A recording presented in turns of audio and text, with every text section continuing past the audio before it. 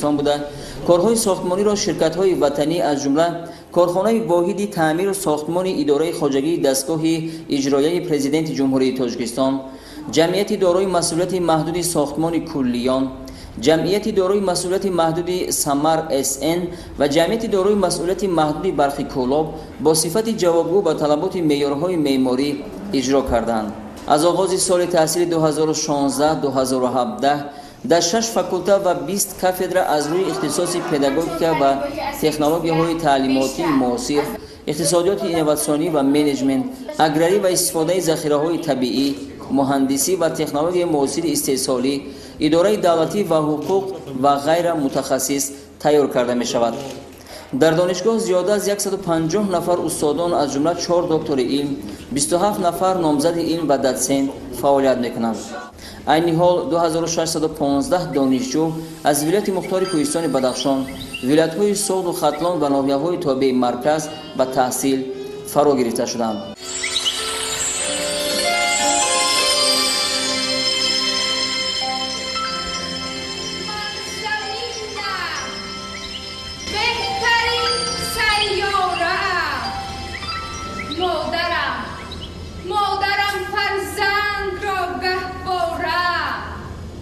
دامنم سبز و گلفشان پیکرم، آسمان باشد چو روی مال سرم، در ره خورشید گردیدم زیاد، گرم شد فرزندم از نور مراد، حکمتم سرچشمه بخت شماست، هر کی قدری من نداند بینواست. ای که سبزی دی از این دنیای سبز کاری کن در این دنیای سبز. ای جوان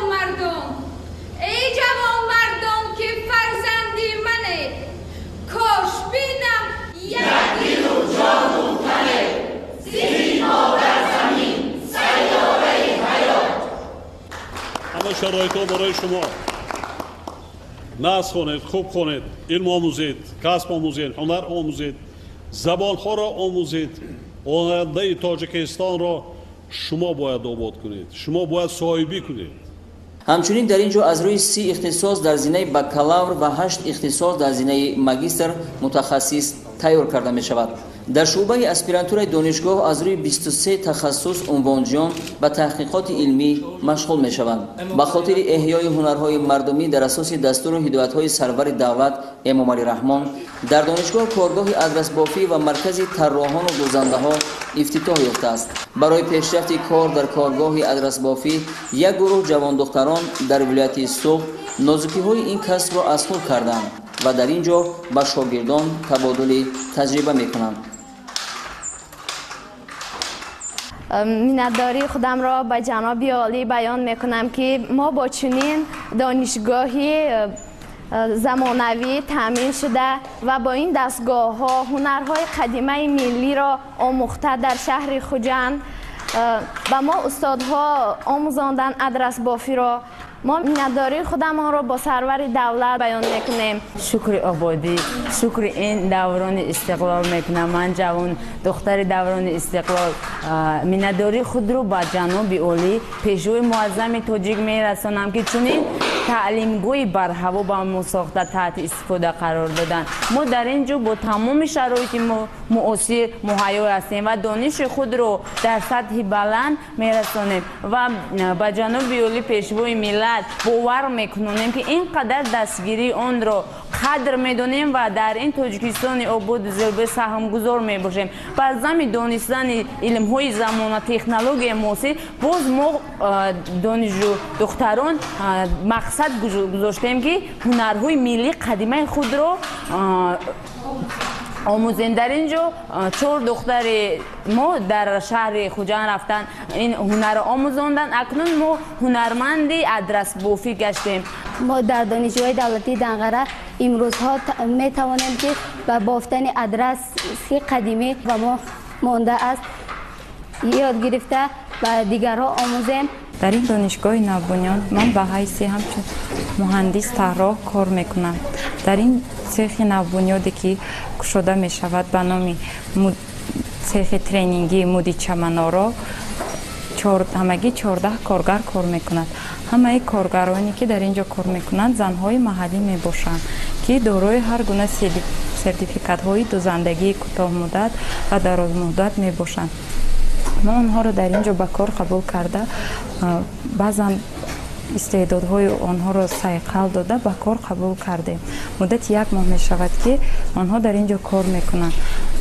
мақсади асосии ин цех ҳамин аст ки ҳама ҳунару малакате ки мо дорем ба ҷавондухтарон ҳунарҳои худро омӯзонем. дар синфи тарроҳӣ ва дузандагӣ асосан занону бонувони хонанишин бо кор ва маоши хуб таъмин шуданд. имрӯзҳо ки мо дар арафаи ҷашни 25-солагии истиқлолияти ҷумҳурии тоҷикистонамон ватани азизамон қарор дорем, мо тарбиятдиҳандагон ва таълимдиҳандагон кӯшиш ба он равона намудаем ки ҷавононро ба фарҳанги ҷаҳонӣ ва илмҳои замонавӣ равона созем.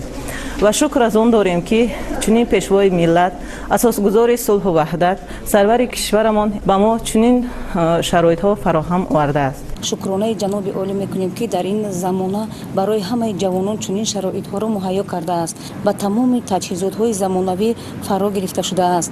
тамоми шароитҳои замонавӣ метавонанд донишҷӯён истифода баранд. таъсиси гурӯҳи зудамали таъмири технологияи компютерӣ бо 2 мошини сабукрав аз навовариҳои бахши таълим дар донишгоҳи давлатии Данғара мебошад.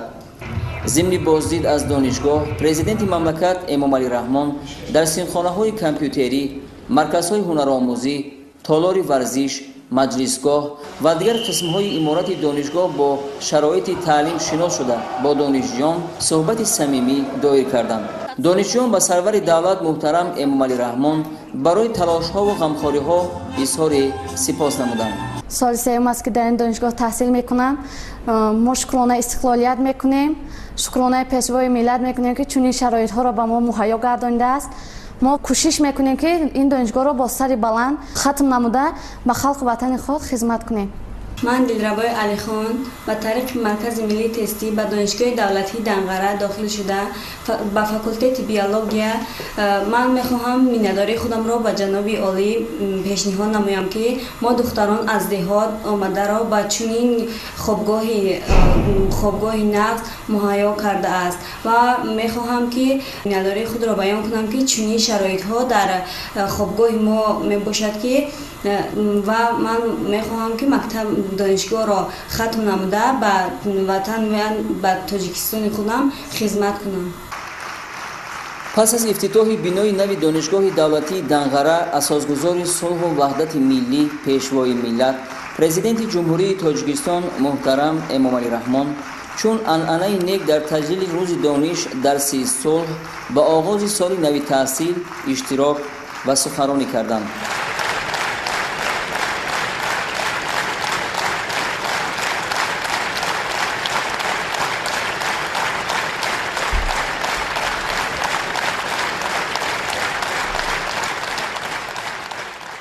нахост президенти мамлакат Эмомалӣ Раҳмон ҳамаи иштирокчиёни мулоқот ва сокинони ноҳияи Данғараро бо ҷашни 25-умин солгарди истиқлолияти давлатӣ, оғози соли нави хониш ва ифтитоҳи иншооти таъиноти гуногун дар ноҳия муборакбод гуфтанд. зимни суханронӣ сарвари давлат Эмомалӣ Раҳмон оид ба рушди илму маориф, дастовардҳои соҳа ва ислоҳоти ин соҳаҳо андешаронӣ карда таъкид намуданд ки мо дар сиёсати худ аз рӯзҳои аввал ба масъалаи омӯзонидани донишҳои муосиру замонавӣ ба наврасону ҷавонон ва дар рӯҳияи баланди ватандӯстӣ, ифтихор аз ватану ватандорӣ, ҳисси баланди миллӣ ва арҷ гузоштан ба таъриху фарҳанг, тарбия кардани онҳо таваҷҷӯҳи хоса зоҳир мекунем. натиҷаи ҳамин талошҳо ва тадбирҳост ки ҷавонони Тоҷикистон бо рӯҳияи баланд барои омӯзиши илму дониш ва касбу ҳунарҳои муосир беш аз ҳар вақти дигар кӯшиш карда нерӯи худро бо ташаббусу ибтикороти шоиста барои пешрафту ободии ватани маҳбубамон сарф карда истоданд. таъкид гардид ки бо туфайли ислоҳот ва татбиқи барномаҳои давлатӣ то ба имрӯз беш аз 2500 муассисаи таълимӣ аз нав бунёд гардида, ҳазорҳо муассиса аз таъмири асосӣ бароварда ба шароити муосир мутобиқ гардонда шуданд. инчунин пояҳои моддиву техникии муассисаҳо пурқувват гардонида шуда технологияҳои муосир ба низоми таҳсилот ворид гардиданд ва масъалаи компютерикунонии муассисаҳои таҳсилоти умумӣ дар соли ҷашнӣ ба 111% расонда шуд.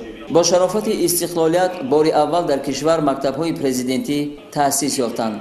ин муассисаҳо аз ҷиҳати лоиҳа, ҷойгиршавӣ, шароити таълиму тарбия, таъминот бо техника ва технологияҳои муосир бартариҳои зиёд дошта барои кӯдакон ва наврасони болаёқат макони аз худ намудани донишҳои замонавӣ гардиданд. маблағгузории муассисаҳои таҳсилоти миёнаи касбӣ дар зарфи 25 соли охир 7 баробар зиёд гардида аз 32 миллион сомонии соли 2011 ба 296 миллион сомонӣ дар соли 2016 расидааст. дар охири суханронии президенти мамлакат Эмомалӣ Раҳмон бори дигар ҳамаи ҳозиринро бо ҷашнҳои умумимиллӣ табрику таҳният гуфта ба мардуми меҳнатқарини ноҳияи Данғара саодати зиндагӣ ва хушбахтиҳои беназирро орзу намуданд. баъди суханронии пешвои миллат муҳтарам Эмомалӣ Раҳмон як гурӯҳ донишҷӯён ва сокинони ноҳия суханронӣ карда ба сарвари давлат барои таъмини сулҳу собот, ваҳдати комил, якпорчагии кишвар ва талошҳову тадбирҳо баҳри зиндагии шоистаи мардум изҳори сипос карданд. мавриди зикр аст ки рӯзи дониш ва дарси сулҳ тавассути ҳамаи шабакаҳои давлатӣ радио ва телевизион мустақиман пахш карда шуд ва тамоми мардуми кишвар имкон пайдо карданд ки суханронии пешвои миллатро дар як вақт бо иштирокчиёни мулоқоти сарвари давлат тамошо намоянд.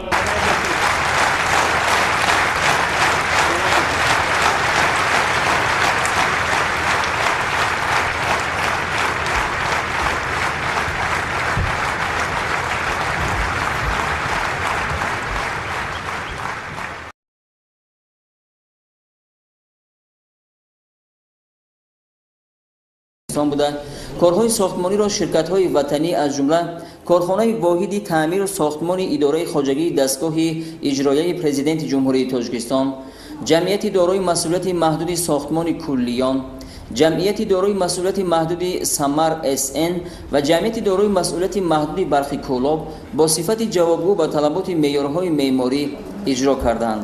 аз оғози соли таҳсили 2016-2017 дар 6 факулта ва 20 кафедра аз рӯи ихтисоси педагогика ва технологияҳои таълимотии муосир, иқтисодиёти инноватсионӣ ва менеҷмент, аграрӣ ва истифодаи захираҳои табиӣ, муҳандисӣ ва технологияи муосири истеҳсолӣ, идораи давлатӣ ва ҳуқуқ ва ғайра мутахассис тайёр карда мешавад. дар донишгоҳ зиёда аз 150 нафар устодон аз ҷумла 4 доктори илм, 27 нафар номзади илм ва датсент фаъолият мекунанд. айни ҳол 2615 донишҷӯ аз вилояти мухтори Кӯҳистони Бадахшон, вилоятҳои Соғду Хатлон ва ноҳияҳои тобеи марказ ба таҳсил фаро гирифта шуданд.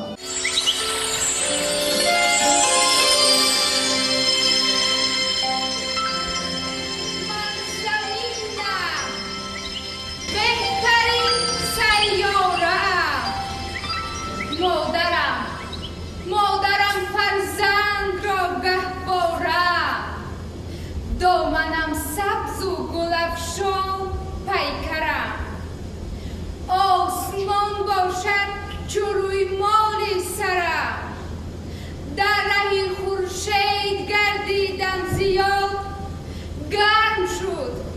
гарм шуд фарзандам аз нури мурод, ҳикматам сарчашмаи бахти шумост, ҳар ки қадри ман надонад бейнавост. ای که سبزی دی از این دنیای سبز کاری کن در این دنیای سبز. ای جوان مردم که فرزندی منه، کاش بینم یک دل و جان و تنه، زیر ما در زمین سیاره حیات. همه شرایط ها برای شما. ناز خونید، خوب خونید، علم آموزید، کسب آموزید، هنر آموزید، زبانها را آموزید.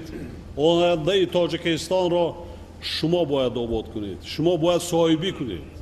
همچنین در اینجا از روی 30 اختصاص در زمینه بکالور و 8 اختصاص در زمینه ماجستر متخصص تیار کرده می شود. дар шуъбаи аспирантураи донишгоҳ аз рӯи 23 тахассус унвонҷиён ба таҳқиқоти илмӣ машғул мешаванд.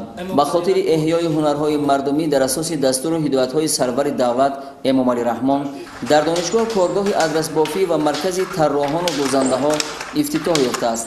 барои пешрафти кор дар коргоҳи адрасбофӣ як гурӯҳ ҷавондухтарон дар вилояти Суғд нозукиҳои ин касбро аз худ карданд ва дар ин ҷо ба шогирдон табодули таҷриба мекунанд.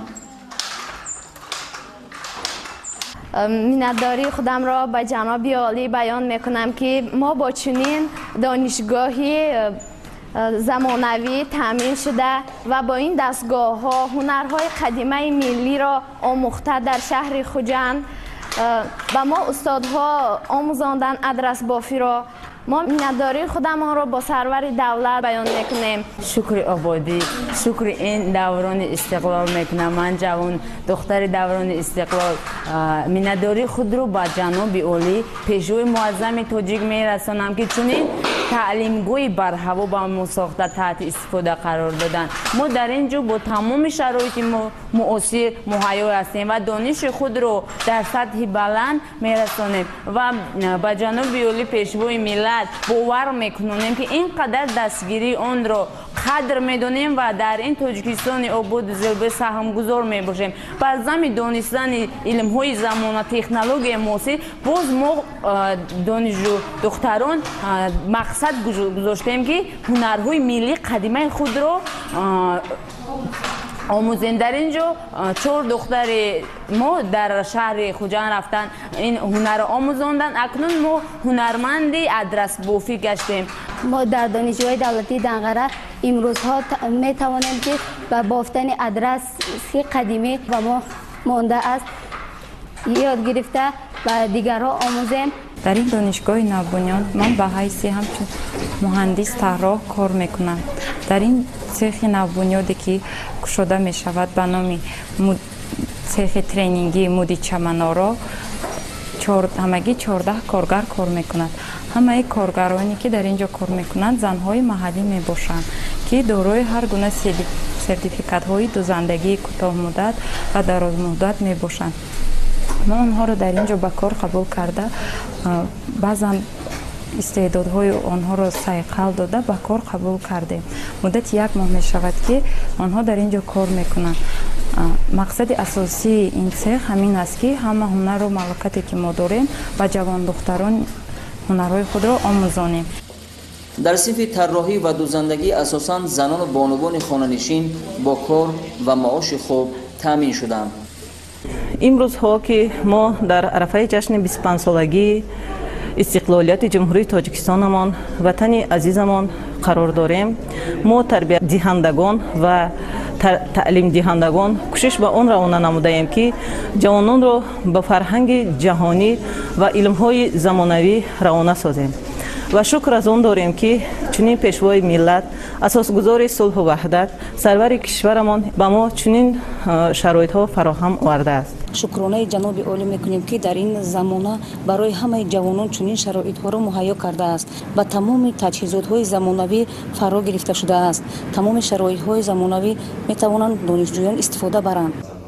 таъсиси гурӯҳи зудамали таъмири технологияи компютерӣ бо 2 мошини сабукрав аз навовариҳои бахши таълим дар донишгоҳи давлатии Данғара мебошад. зимни боздид аз донишгоҳ, президенти мамлакат Эмомалӣ Раҳмон дар синхонаҳои компютерӣ, марказҳои ҳунаромӯзӣ, толори варзиш, маҷлисгоҳ ва дигар қисмҳои иморати донишгоҳ бо шароити таълим шинос шуда бо донишҷӯён суҳбати самимӣ доир карданд. донишҷӯён ба сарвари давлат муҳтарам Эмомалӣ Раҳмон барои талошҳо ва ғамхориҳо изҳори сипос намуданд. соли сеюм аст ки дар ин донишгоҳ таҳсил мекунам. мо шукронаи истиқлолият мекунем, шукронаи пешвои миллат мекунем, ки чунин шароитҳоро ба мо муҳайё гардонидааст. мо кӯшиш мекунем, ки ин донишгоҳро бо сари баланд хатм намуда ба халқи ватани худ хизмат кунем.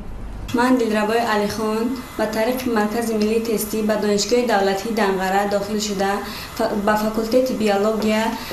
من میخواهم مینداری خودم را به جناب عالی پیشنهاد نمایم که ما دختران از دهات آمده را با چنین خوابگاهی نقد مهیا کرده است و میخواهم که مینداری خود را بیان کنم که چنین شرایط ها در خوابگاه ما میباشد که و من میخواهم که مکتب دانشگاه را ختم نموده به وطن و به تاجیکستان خودم خدمت کنم. پس از افتتاح بینای نو دانشگاه دولتی دنقره، اساسگزار صلح و وحدت ملی، پیشوای ملت، پرزیدنت جمهوری تاجیکستان محترم امامعلی رحمان چون عنعنه نیک در تجلیل روز دانش درسی صلح با آغاز سال نو تحصیل اشتراک و سخنرانی کردند.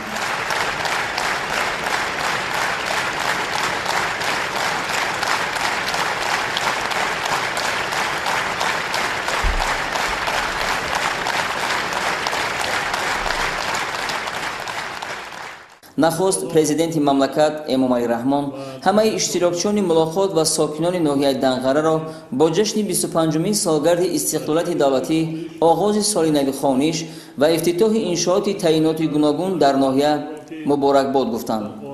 ضمن سخنرانی سرور دولت امامعلی رحمان باید بر رشد علم و معارف، دستاوردهای ساحه و اصلاحات این ساحه‌ها اندیشه‌رانی کرده تاکید نمودند که ما در سیاست خود از روزهای اول به مسئله آموزانیدن دانش‌های معاصر و زمانوی به نورسان و جوانان و در روحیه بلند وطن دوستی، افتخار از وطن و وطنداری، حسی بلند ملی و ارج گذاشتن به تاریخ و فرهنگ تربیت کردن آنها توجهی خاصه ظاهر می‌کنیم. نتیجه همین تلاش‌ها و تدبیرهاست که جوانان تاجیکستان با روحیه بلند برای آموزش علم و دانش و کسب هنرهای معاصر بیش از هر وقت دیگر کوشش کرده نیروی خود را با تشبث و ابتکارات شایسته برای پیشرفت و آبادی وطن محبوبمان صرف کرده ایستادند.